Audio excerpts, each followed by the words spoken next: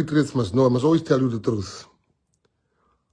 When Liam joined us, honestly, we have moved Liam around to different portfolios, trying for him to show us his strength. I'm being honest with you.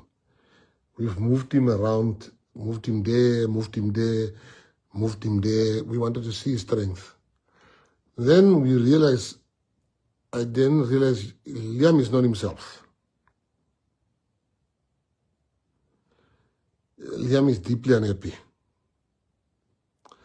I then called Liam, I booked a flight for him.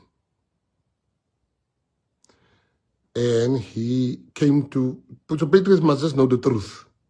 I booked a flight for him and I said, Liam, jump in my car. I booked him at the, I think, Sky Hotel in Joburg.